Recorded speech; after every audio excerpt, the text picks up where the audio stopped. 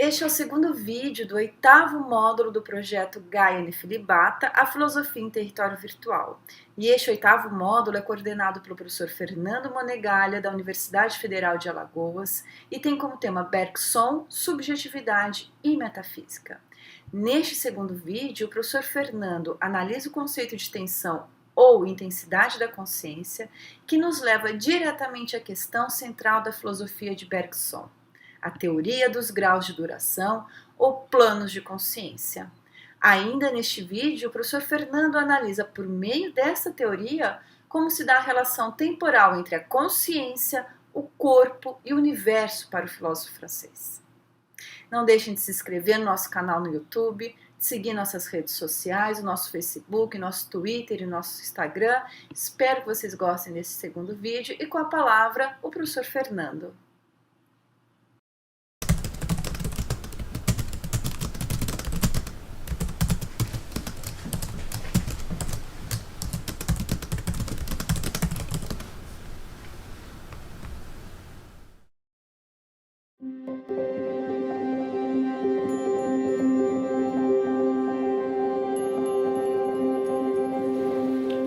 Olá a todos e a todas. No último vídeo, tentamos compreender as duas facetas da duração para Bergson. Duração primeiramente marcada pela contração ou retenção contínua do passado que se opera em nossa consciência, produzindo as nossas lembranças.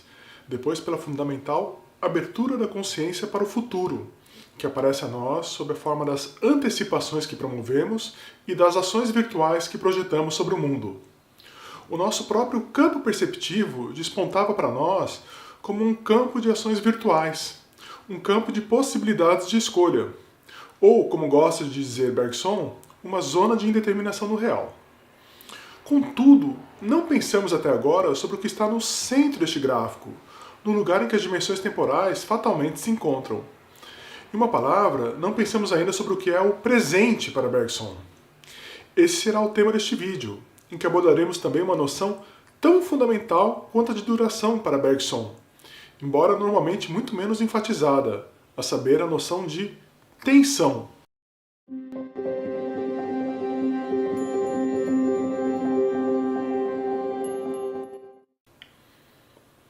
Comecemos então este vídeo com uma pergunta aparentemente inocente e ao mesmo tempo bastante singular.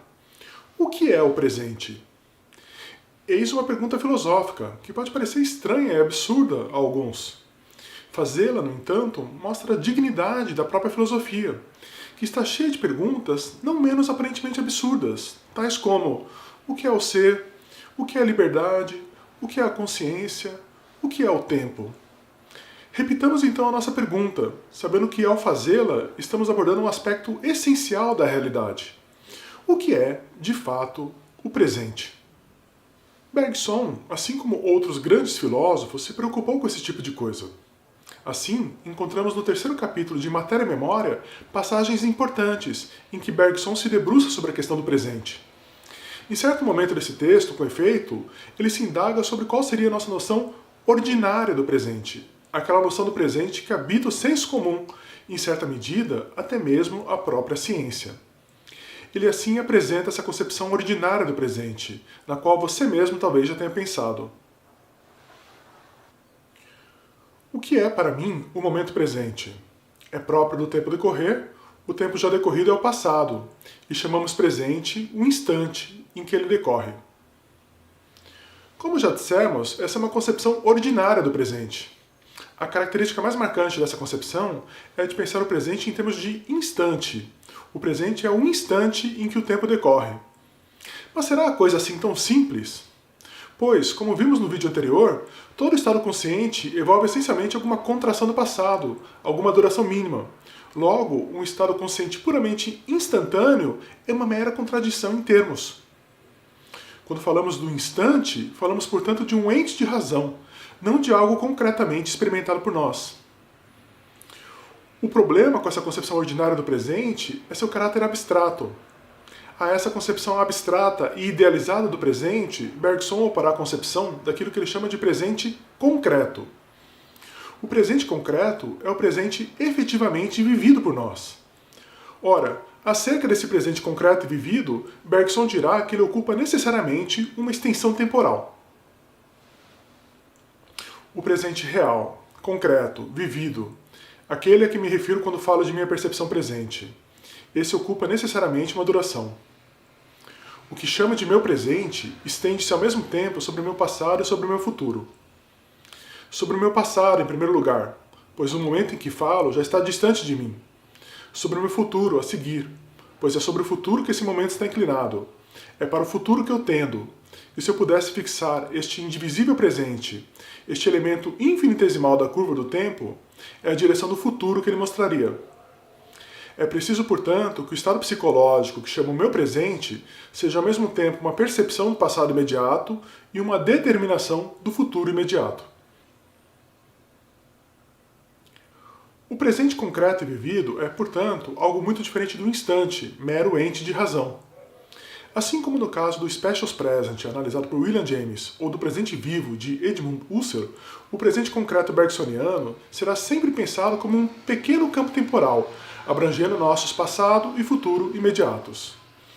Uma das diferenças fulcrais em relação a estes dois grandes autores, contudo, consistirá no seguinte: para Bergson, o presente vivo está umbilicalmente ligado à nossa vida orgânica, pois ele consiste basicamente na apreensão imediata que cada um de nós possui de seu próprio corpo. Voltemos à teoria da ação bergsoniana para entendermos por que assim é.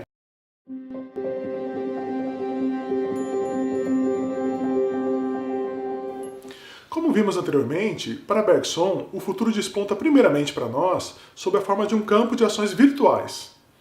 Visto mais de perto, o nosso próprio campo perceptivo é isto, um campo de ações possíveis, entre as quais podemos efetuar uma escolha, isto é, decidir qual delas iremos efetivar. Assim sendo, este campo de ações virtuais também constitui uma zona de indeterminação a circundar a ação efetiva do ser vivo.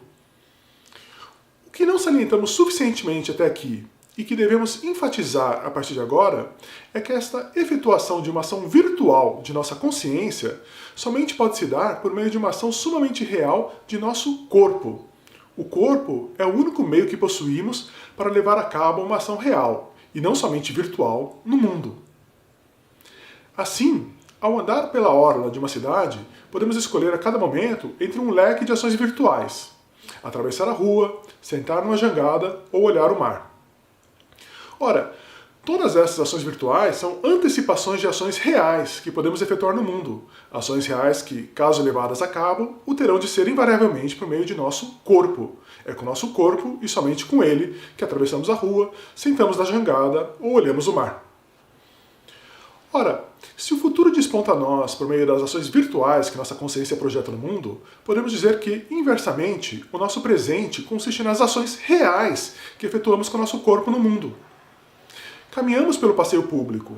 A cada momento podemos atravessar a rua, sentar na jangada ou olhar o mar. Mas o que fazemos efetivamente nesse momento é caminhar em meio à calçada. Nossas pernas e braços executam um movimento ordenado. Nossa respiração é compassada. O coração bate. Nossa consciência, sem dúvida, encontra-se debruçada sobre o futuro. Mas aquilo que existe de fato, aquilo que é presente para nós neste momento, são os movimentos que realizamos atualmente com o nosso corpo, as ações reais que executamos no mundo. O presente concreto, portanto, se apresenta a nós como uma apreensão interna das ações reais que nosso corpo leva a cabo no mundo. Essas ações são aprendidas, por sua vez, sob a forma de sensações e afecções corporais. Com efeito, Bergson assim define o presente concreto. Meu presente consiste na consciência que tenho de meu corpo. Estendido no espaço, meu corpo experimenta as sensações e ao mesmo tempo executa movimentos. Poderíamos achar que, contraposta à esfera de nossa consciência propriamente pessoal, a esfera de nossas ações corporais seria marcada pela mais completa ausência de temporalidade, já que aí teríamos movimentos corporais quase instantâneos e nada além disto. Nada, porém, estaria mais longe da verdade. Pois, para Bergson, se olharmos mais de perto, veremos que todas as nossas ações corporais têm uma íntima relação com o tempo. Com o futuro, primeiramente, já que a motricidade corporal é, para Bergson, uma primeira forma de nos inserirmos no porvir imediato. Assim, quando movemos o braço, estamos executando uma ação que nos traciona para o futuro imediato. Este é um aspecto bastante interessante da filosofia de Bergson. Para o filósofo francês, é a motricidade corporal e não o projeto que primeiramente nos insere no porvir. De modo geral, podemos dizer que nosso corpo, por mais estritamente vinculado que esteja ao presente, também se encontra constantemente inclinado sobre o nosso futuro imediato. Mas do mesmo modo que nosso corpo está inclinado sobre o futuro iminente, ele também está debruçado sobre o nosso passado recente. Pois, para Bergson, o nosso corpo também é capaz de reter por alguns instantes as ações que ele executa no universo. Quando ergo meu braço, executo um movimento do qual tenho uma sensação interna. Sei se esse movimento ocorre de forma desimpedida ou não. Sou informado se ele é ou não é bem-sucedido. Para Bergson, por detrás de todas estas sensações que temos do estado atual de nosso corpo, aquilo que chamaríamos hoje de propriocepção, há uma contração temporal elementar, a qual permite que a atividade do organismo seja retida por ele próprio. É este jogo entre motricidade e retenção corporais que permite que o corpo afete a si mesmo. Podemos ilustrar esse jogo entre a motricidade e as sensações corporais por meio de nosso gráfico anterior. Isolando nele o círculo interno relativo ao presente concreto, teríamos nele, à direita, a motricidade, inserindo-nos no porvir imediato, e à esquerda, as sensações, oriundas de uma contração ou retenção elementar operada por nosso corpo. O presente vivo revela-se desse modo um presente vital, um presente literalmente feito de ossos, músculos e nervos. Nosso próprio corpo é uma espécie de campo temporal sensório-motor, a constituir os fenômenos de base de nossa sensibilidade.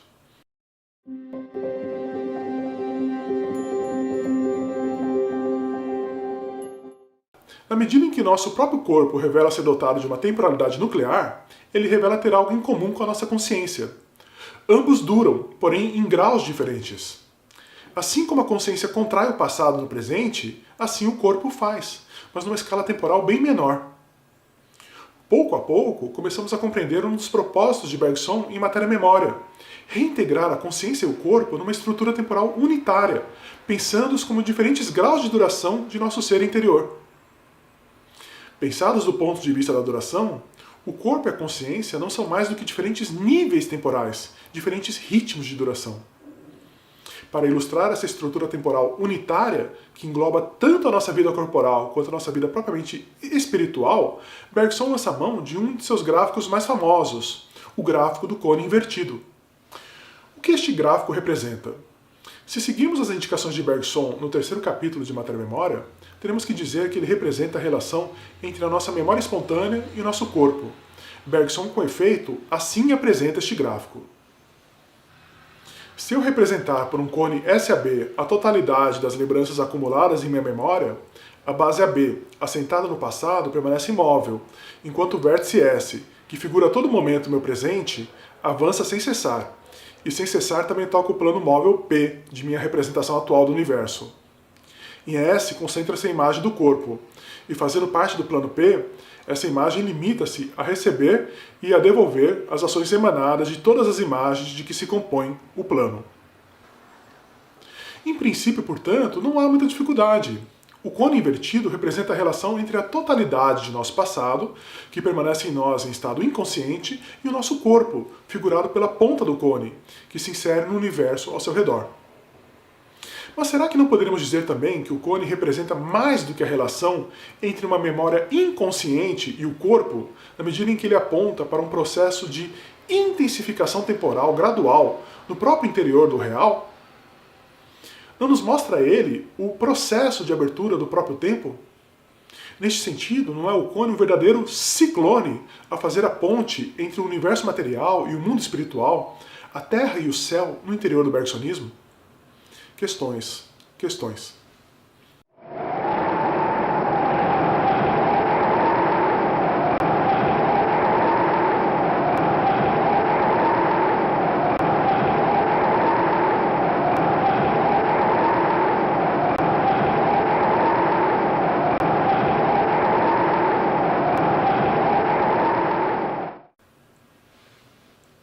Mas voltemos ao nosso gráfico anterior. Como dizíamos, para Bergson, o tempo se cinde continuamente em direção ao futuro e ao passado. No centro deste gráfico, nós temos, por sua vez, o presente, correspondendo a esse pequeno campo temporal sensório-motor, que é o nosso corpo. A pergunta que Bergson se coloca, entretanto, é se não poderíamos conceber graus de duração abaixo do limiar de nossa sensibilidade corporal, graus de duração aquém da esfera de nosso presente concreto. Como ele afirma no 4º capítulo de Matéria e Memória, não é apenas a física que nos diz. A experiência grosseira dos sentidos já nos deixa adivinhar isto. Pressentimos na natureza sucessões bem mais rápidas que as de nossos estados interiores. Como concebê-las? E qual é essa duração cuja capacidade supera toda a imaginação? De fato, qual é essa duração cuja capacidade supera toda a imaginação? Basicamente, a duração do próprio universo material, na qual nosso pequeno corpo está desde sempre inserido. O universo que se encontra, para Bergson, instalado numa espécie de presente absoluto, que se reinicia a cada instante, sem cessar. Com efeito, desde suas primeiras obras, Bergson é taxativo acerca da quase total ausência de duração do universo material. Estar no presente, e no presente que recomeça a todo instante, eis a lei fundamental da matéria. Se quisermos ter alguma ideia da diferença abissal existente entre nossa duração e a do universo, podemos nos reportar algumas das páginas do 4º capítulo de Matéria e Memória. Ali, Bergson empreende uma comparação entre a duração de nossas sensações conscientes, as mais elementares, as quais, como vimos, fazem parte do nível orgânico e corporal de nossa existência, e a duração ínfima dos movimentos materiais, que ocorrem incessantemente no universo ao nosso redor, e que estão na base de nossa apreensão sensível do real. A duração vivida por nossa consciência é uma duração de ritmo determinado, bem diferente desse tempo de que fala o físico, e que é capaz de armazenar, no intervalo dado, uma quantidade tão grande de fenômenos quanto se queira. No espaço de 1 segundo, a luz vermelha, aquela que tem o maior comprimento de onda, e cujas vibrações são, portanto, as menos frequentes, realiza 400 trilhões de vibrações sucessivas. Deseja-se fazer uma ideia desse número? Será preciso afastar as vibrações umas das outras o suficiente para que nossa consciência possa contá-las, ou pelo menos registrar explicitamente sua sucessão, e se verá quantos dias, meses ou anos ocuparia tal sucessão. Ora, o menor intervalo de tempo vazio de que temos consciência é igual, segundo Exner, a 2 milésimos de segundo. Ainda assim, é duvidoso que possamos perceber um após outro intervalos tão curtos. Admitamos, no entanto, que sejamos capazes disso indefinidamente. Imaginemos, em uma palavra, uma consciência que assistisse ao desfile de 400 trilhões de vibrações, todas instantâneas, e apenas separadas umas das outras pelos 2 milésimos de segundo necessários para distingui-las. Um cálculo muito simples mostra que serão necessários mais de 25 mil anos para concluir a operação. O que essa passagem nos mostra é a diferença abissal que existe entre a duração dos movimentos materiais no cosmos e as nossas sensações corporais mais elementares. Sem dúvida, falar de uma sensação que dura alguns poucos milissegundos é falar de quase nada. Mas essa duração efêmera ainda é um verdadeiro titã de permanência, se comparada com o devir maníaco que observamos no mundo material.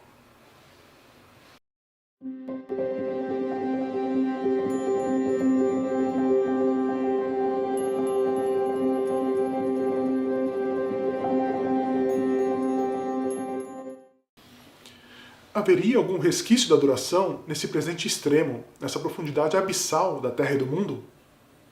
A resposta de Bergson a esse respeito varia ao longo da obra dele. No ensaio, ele ainda recusa qualquer possibilidade de pensarmos uma duração fora do domínio dos seres vivos e conscientes. Entretanto, em Matéria e Memória, algo muda, e Bergson começa a pensar a possibilidade de se imaginar uma duração imanente ao próprio universo material. Mas essa duração ainda será pensada como algo extremamente ínfimo e escasso, se comparado à duração de nossos processos conscientes, mesmo os mais elementares, tal como a simples visão de um feixe de luz.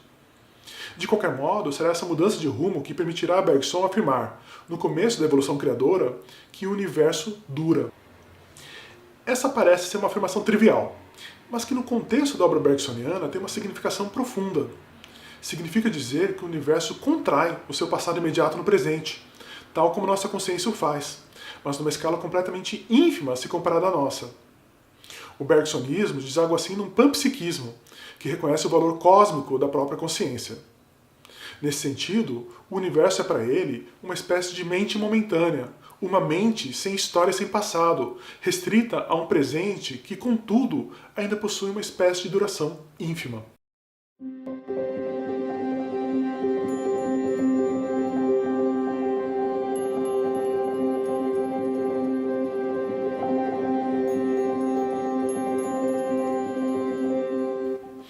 O bergsonismo nos revela assim a profundidade do próprio presente. O presente bergsoniano, com efeito, é uma estrutura complexa, a fazer a mediação entre o universo, o nosso corpo e a consciência mais elementar que possuímos, entre os estratos físico, biológico e psicológico de nossa existência. Como afirma Bento Prado Júnior a esse respeito, o presente bergsoniano não é nem um instante cartesiano, nem um instante aristotélico. Ele é o horizonte que permite que a consciência tenha acesso ao ser.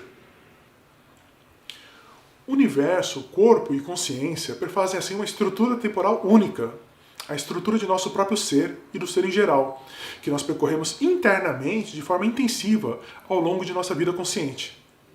A tensão corresponde para Bergson a essa abertura gradual do campo temporal, a esse trânsito por diferentes graus de duração do ser interior. O que Bergson nos propõe em Matéria e Memória é assim uma metafísica bastante econômica, onde tudo é duração e variação intensiva entre graus de duração. Em realidade, não há um ritmo único da duração. É possível imaginar muitos ritmos diferentes, os quais, mais lentos ou mais rápidos, mediriam um grau de tensão ou de relaxamento das consciências, e deste modo fixariam seus respectivos lugares na série dos seres. Deste modo, nós e nossos corpos somos como ondulações duracionais intensivas no vasto cosmos no qual estamos situados. Resta saber como a duração em geral se relaciona com o espaço, ou melhor, com a extensão material. Esse será o tópico de nosso próximo vídeo, intitulado Extensão. Espero que vocês tenham gostado.